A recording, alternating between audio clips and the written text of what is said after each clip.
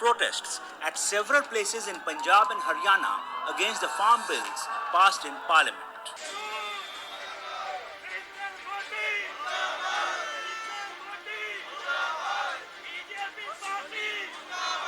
Sunil Alak. No, 1 second. Yeah, 1 second. Look, all that the Prime Minister has said, and I think if he had communicated, there's a lack of communication. Debate, discussions, protest and whatnot. But are we really clear what has been going on? Hey guys, welcome back to my channel Unlock the Log by Ashay. Please don't forget to like, subscribe, comment and share this video to the max you can. Farm Bills 2020 has been the center of discussion for some time now. And whenever such issues emerge, we tend to raise voice before getting our facts checked. This video will give you a brief insight on the farm bills, which might help you to raise your voice for or against this bill. But before getting straight away to the bills, let us go back to the history. After India gained independence in 1947, farmers used to sell their products directly to the consumers. But due to prevailing system of zamindars or money lenders, farmers were trapped in perpetual debt. Farmers need to buy seeds, fertilizers and other things required for growing a crop. And for buying all these things, farmers took loans from zamindars who used to charge a very high interest rate on the principal amount. Farmers were unable to pay such a hefty amount, and due to lack of bargaining power with them, they had to sell their whole produce to the zamindars at a very low rate. Now to again sow their seeds, farmers required money, so this cycle continued and farmers were always in debt. This process was very exploitative. So to help the farmers and end this system, Government of India introduced APMC Act, Agriculture Produce Market Committee Act. APMCs set up mandis or markets across India where farmers' produce was sold. There are around 7,000 APMCs in India at present. The process of selling the produce is that after harvesting, crops are brought to the mandis or markets where they sell the produce through auctioning. But whom are the farmers selling the crops? Not to the government, but the middlemen or adathyas.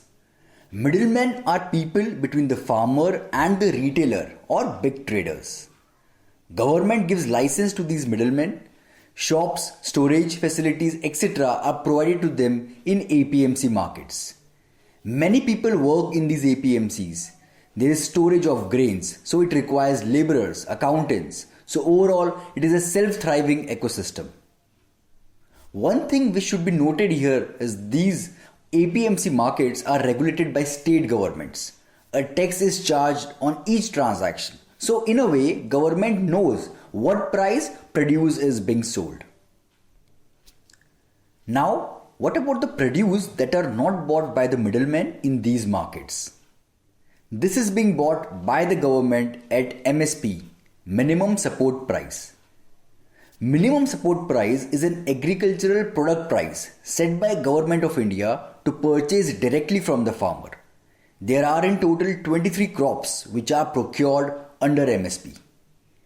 One thing to note over here is, it is somewhat strange that the concept of MSP finds no mention in any law, even if it has been around for decades. While the government does declare the MSP twice a year, there is no law making MSP mandatory. What this technically means is that the government, though it buys at MSP from farmers, is not obliged by law to do so. When everything was in place, were farmers happy? No. As the time passed, some problems popped up. Middlemen started exploiting farmers and formed cartels, wherein they started buying the produce at MSP only and sold to traders at a high rate. Voice arose from time to time to remove these defects, and in response, government brought the 3 acts in 2020. First, the Farmers Produce Trade and Commerce Promotion and Facilitation Act 2020. The Farmers Empowerment and Protection Agreement on Price Assurance and Farm Services Act 2020. And the Essential Commodities Amendment Act 2020. So, let's go to the first one. The Farmers Produce Trade and Commerce Promotion and Facilitation Act 2020. Now, before highlighting the key features and the concern areas, it's always advisable to read through the preamble, which says, and I quote, "An act to provide for the creation of an ecosystem where the farmers and traders enjoy the freedom of choice relating to sale and purchase of farmers' produce, which facilitates remunerative prices through competitive alternative trading channels, to promote efficient, transparent and barrier-free interstate and intrastate trade and commerce of farmers' produce outside the physical premises of markets or deemed markets notified under various state agricultural produce market legislations, to provide a facilitative framework for electronic trading and for matters connected thereto or incidental thereto."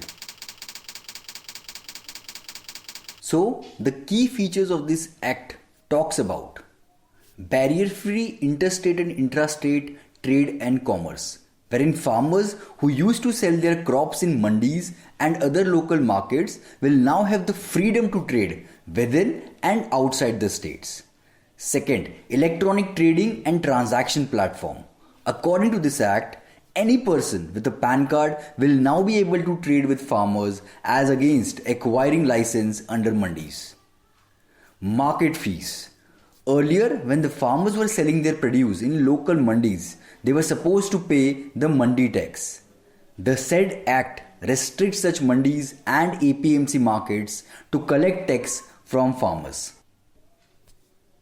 Besides, there are other features like payment security, which directs traders to make payment on the same day or within maximum 3 working days after delivery. Setting up of conciliation boards by subdivisional magistrate in cases of disputes arising out of transaction between farmers and traders, and similar other features, for which would advise you to go through the act. Link of the same is available in the description box below. However, some of the concerns around the act are end of MSP or existing APMC. Although the APMCs are not explicitly dismantled or the mandis explicitly abolished by the act, farmers and experts reasonably apprehend that the entire mandis network and MSP system will become redundant as the bill has an overriding effect over state APMC acts. Also, according to the APMC Act, the state government applies a certain amount of tax to trade between farmers and traders. Removal of market fees for trade outside mandi will result in shutting down of state mandis. The state government earns a large income through taxes on this trade. They will lose this income source, resulting into loss of revenue and livelihood of the entire ecosystem.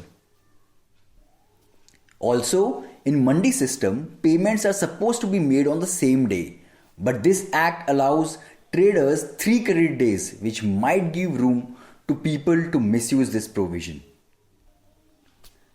The Farmers Empowerment and Protection Agreement on Price Assurance and Farm Services Act 2020.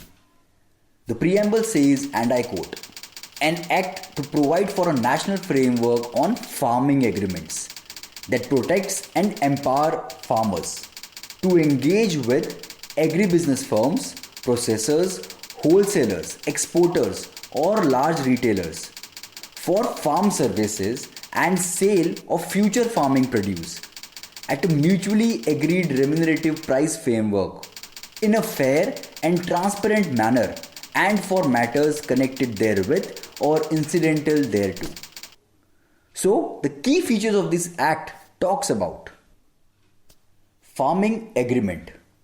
The said act gives farmers the freedom to enter into an agreement with the corporate companies. The act states that minimum period for agreement shall be for 1 crop season or 1 production cycle of livestock as the case may be, and the maximum period shall be 5 years.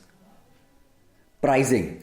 The price at which the farming produce is to be sold should be mentioned in the agreement along with the process of price determination.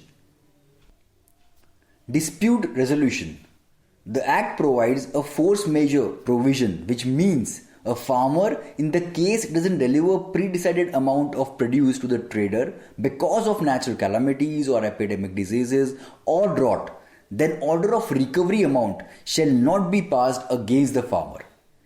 If the sponsor or trader fails to make payment of the amount due, then he is imposed with 1.5 times of the total penalty. So it gives payment security to farmers as well. Besides, there are other features like sponsor or trader prohibited from acquiring ownership rights or making permanent modification on farmer's land or premise, freedom of termination of farming agreement with mutual consent, and similar other features, for which would advise you to go through the Act. Link of the same is available in the description box below. However, some of the concerns around the Act are: Farm Bill promotes contract farming, which is perceived to majorly benefit big farmers and not small farmers. For instance, if a company wants 1000 tons of potatoes for production of their end product, they will only contact big farmers for their requirement and not the small farmers. Further, big corporates have highly paid and skillful team of lawyers.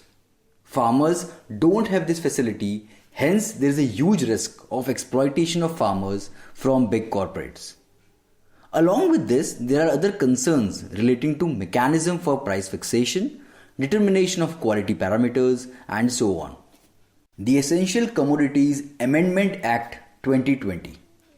In Section 3 of the Essential Commodities Act 1955, after subsection 1, the following subsection shall be inserted, namely, notwithstanding anything contained in subsection 1, the supply of such foodstuffs, including cereals, pulses, potato, onions, edible oilseeds, and oils, as the central government may, by notification in the official gazette, specify, may be regulated only under extraordinary circumstances, which may include war, famine, extraordinary price rise, and natural calamity of grave nature. Any action on imposing stock limits shall be based on price rise, and an order for regulating stock limit of any agricultural produce may be issued under this Act only if there is 100% increase in the retail price of horticultural produce or 50% increase in the retail price of non-perishable agricultural foodstuffs over the price prevailing immediately preceding 12 months or the average retail price of last 5 years, whichever is lower. So over here, the new amendment has removed some foodstuff from the list of essential commodities, which means unless there is a dire circumstances, these can be stocked. Here, since limits of hoarding have been removed, big private players can anytime cause artificial price fluctuation. Not only farmers will be affected by it, consumers will also be affected because the main goal or focus of a private company will be to raise profits. So, with all these facts put together, it cannot be denied that the existing agricultural market machinery is in need of reforms for the welfare of the farmers. But farm bills, which seems promising on paper, does not acknowledge the practical difficulties associated with the proposed setup, hence facing strong opposition from various entities. Also, taking ordinance route during COVID-19 pandemic and hastily passing farm bills in both the houses raises question on the real intention of the government. Having said this, I believe right now it is just an act. Both the results are possible. Farmers' income becomes double as said by the government, or their condition worsen as feared by the farmers. While this reform is a brave step, we will be able to see the results of these acts in the coming years. For now, everything is just a speculation. Till then, keep learning, keep inspiring, keep following, keep commenting, keep tagging, keep sharing. Stay lean, stay fit. Peace, India.